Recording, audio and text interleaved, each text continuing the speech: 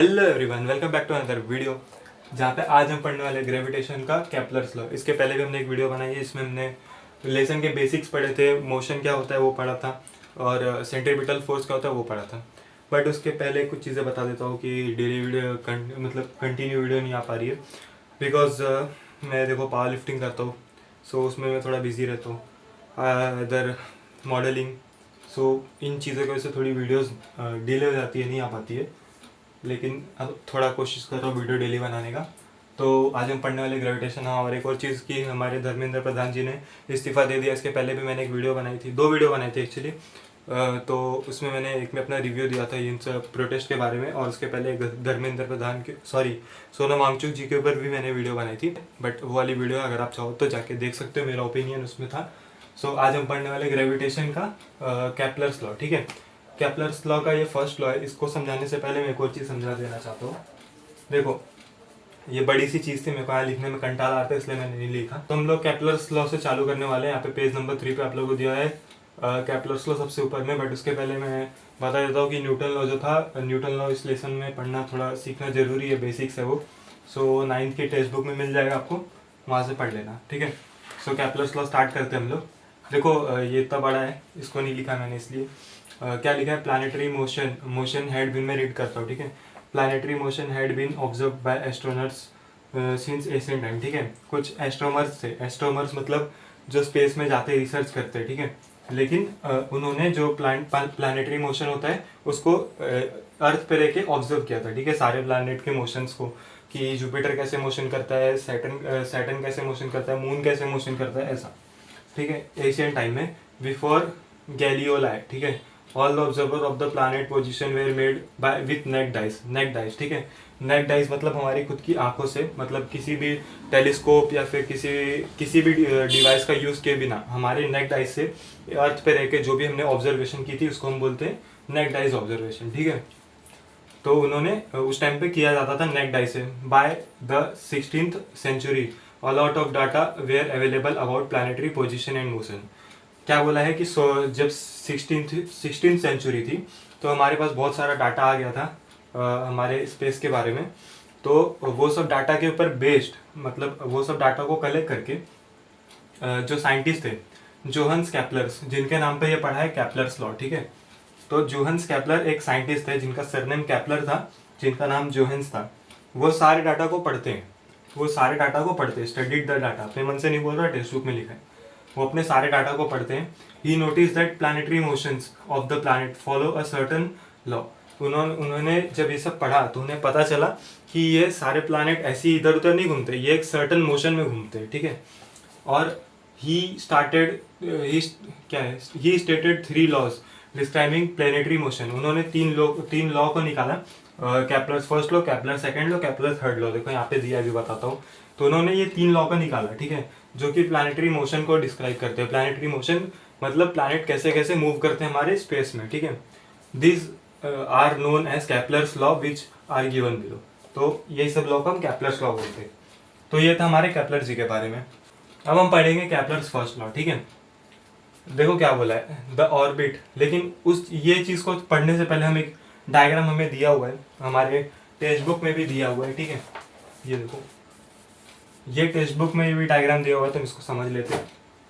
ये देखो, ये हमारा डायग्राम है। ठीक है, इसमें कुछ सारे पॉइंट्स दिए हैं, A B C D E F। ठीक है, और आपको 3 चीज़ें दी हैं, 1 2 3। इसमें बीच बीच में स्पेस दिया है थोड़ा थोड़ा। और ये है हमारा सन, एस फॉर सन। और देखो प्लानिट दिया, अननोन प्लानिट, इसका नाम हम नहीं बताया है, तो हम इसको अर्थ नाम दे देते हैं। ठीक है, कोई भी प्लानिट का नाम समझ लो, कोई भी अगर प्लानिट रहेगा तो सेम ही काम करेगा। ठीक है, तो देखो क्या बोला है, तो इतना समझा ना कि ये एक स्पेस है, मतलब जगह है ये थोड़ी सी। यहाँ पे भी थोड़ी जगह है, और यहाँ पे भी 3 जगह हमें बना के दी है। साथ में एक सन बना के दिया है, A B C D E F लिख के दिया हुआ है। अभी तक हमें इतना पता है, अब आगे बढ़ते हैं। ठीक है, the orbit of a planet is an ellipse with the sun at one of the foci. क्या बोला है कि पहली चीज़ तो प्लानिट कभी भी ना ऐसा सर्कल में मोशन नहीं करता। ठीक है, मान लो कि ये हमारा सन है। ठीक है, ये हमारा सन है, तो और ये हमारा कोई भी प्लानिट है, फॉर एग्जांपल हमारा अर्थ है, तो ये इसके अराउंड सर्कल में कभी नहीं घूमता। सर्कल मोशन कभी कोई भी प्लानिट नहीं करता, चाहे वो अर्थ हो गया, मार्स हो गया, जुपिटर हो गया, सैटर्न हो गया, नेपच्यून हो गया, प्लूटो को भी गिन लेते हैं। ठीक है, तो ये सारे प्लैनेट एक सर्टेन मोशन में घूमते हैं, जरूरी नहीं कि पूरा सर्कल ही घूमेंगे, ठीक है। तो ये सारे प्लैनेट इलिप्स में घूमते हैं। इलिप्स बोले तो ये एक ऐसा एक अंडा आकार शेप, देखो ये अंडा ऐसा सीधे में होता है, लेकिन यहाँ पे टेढ़े में दिया है, सेम चीज़ को हॉरिजॉन्टल कर दिया है ऐसा। तो ये एक प्लैनेट का मतलब जो ऑर्बिट होता है, इस ऑर्बिट में घूमता है। कभी भी हमें बचपन में पढ़ाया गया सोलर सिस्टम जिसमें गोल गोल देता था, लेकिन गोल गोल जैसी कोई चीज़ नहीं होती, सब इलिप्स होता है, ठीक है। सो देखो ये हमारा सन है, ये हमारा प्लैनेट ए है, ठीक है। प्लैनेट ए, सॉरी ये प्लैनेट है, ये तो यहाँ पे नाम दिया है। तो क्या बोला है, the orbit of a planet is in ellipse with the sun at one of the foci. पहली चीज तो ये पूरा जो सन रहता है वो कभी भी एक मतलब सर्कल वर्कल में नहीं घूमता, इसका एक सर्टन मोशन होता है, ये होता है इलिप्स, ठीक है। इसको इलिप्स बोलते हैं, जो ओवल शेप होता है ना इसको इलिप्स बोलते हैं, ठीक है। सो बढ़ते अपने केपलर सेकेंड लॉ पे, ये फर्स्ट लॉ में बस इतना ही बोला है। सो बढ़ते केपलर सेकेंड लॉ की तरफ, ठीक है। यहाँ पे सेकेंड लिखना भूल गया, ये हो गया सेकेंड लॉ, ठीक है। सेकेंड केपलर सेकेंड लॉ, ठीक है। तो केपलर सेकेंड लॉ क्या बोलता है इसको हम जानते हैं। तो देखो अभी हमने फर्स्ट लॉ में पढ़ा कि ये सिर्फ इलिप्स में घूमता है, इसका एक सर्टन डायरेक्शन में घूमता है ये, जो कि है इलिप्स, ठीक है। तो देखो केपलर सेकेंड लॉ में क्या बोला है, the line joining the planet and the sun sweeps equal area and equal interval of time, ठीक है। यहाँ पे सब कुछ तो सही है, सब कुछ पुराना पुराना वर्ड है, लेकिन यहाँ पे एक नया वर्ड हमें दिख रहा है जो कि है स्वीप्स, जिसका मतलब पता है क्या होता है, बहुत सिंपल है, झाड़ू लगाना, जिसका मतलब होता है साफ करना, ठीक है। स्पेस जो भी होता है उसको हम बोलते हैं स्वीप्स, ठीक है। तो ये देखो इसमें स्वीप्स क्या होता है, स्वीप्स मतलब ये बीच का जो चीज समझ रहे हो ना, देखो वन, जिन जिन जिन चीज के बीच में वन लिखा है इसको समझ लो स्वीप्स है, ठीक है।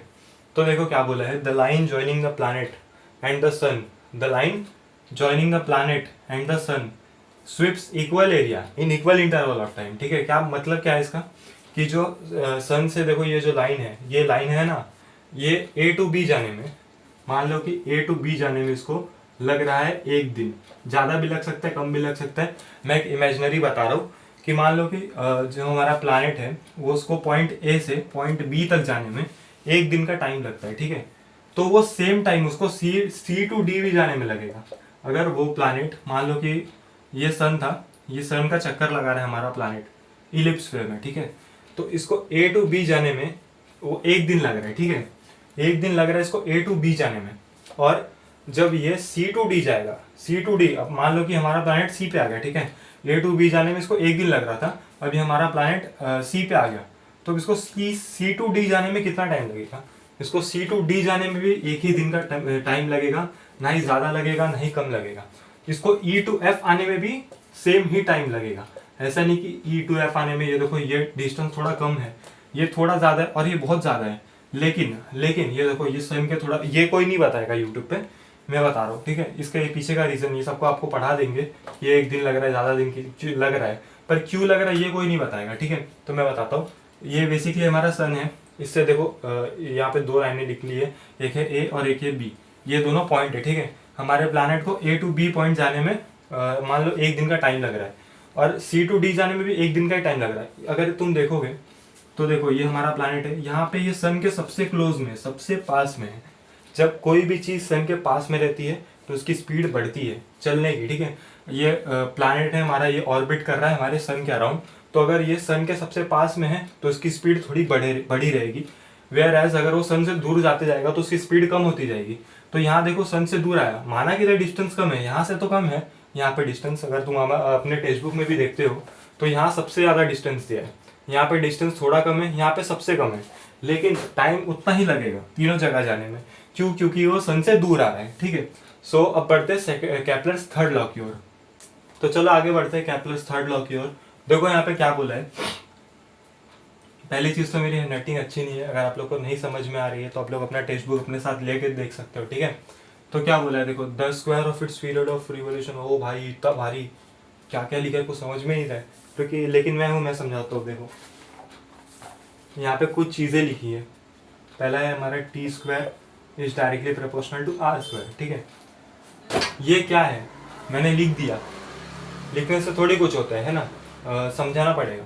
तो देखो the square of its period of revolution around the sun square of its का मतलब क्या, इट्स का मतलब हमारा जो प्लानेट है वो, ठीक है, its period of revolution around the sun, मतलब जो हमारा जो प्लानेट है वो प्लानेट हमारे सन के इर्द गिर्द चक्कर मार रहे हैं, तो जो उसका स्क्वायर है, ठीक है, टाइम है ना, टाइम, उसको अगर वो घूम रहा है तो उसको घूमने में कुछ तो टाइम लगेगा, तो उस टाइम का square, the square of its period of revolution around the sun, ये प्लानेट सन के इर्द गिर्द घूम रहा है, तो उसको जो घूमने में टाइम लग रहा है उसका square to the around the sun is directly proportional, वो डायरेक्टली प्रोपोर्शनल है, किसके प्रोपोर्शनल है, the cube of the mean distance between the mean distance of a planet from the sun, वो जो प्लैनेट है और सन है, ठीक है, उसके मीन डिस्टेंस से उसका उसका जो क्यूब होगा वो उसके मीन डिस्टेंस के बराबर होगा, ठीक है, तो इसलिए आर आ गया, मीन डिस्टेंस मतलब आर,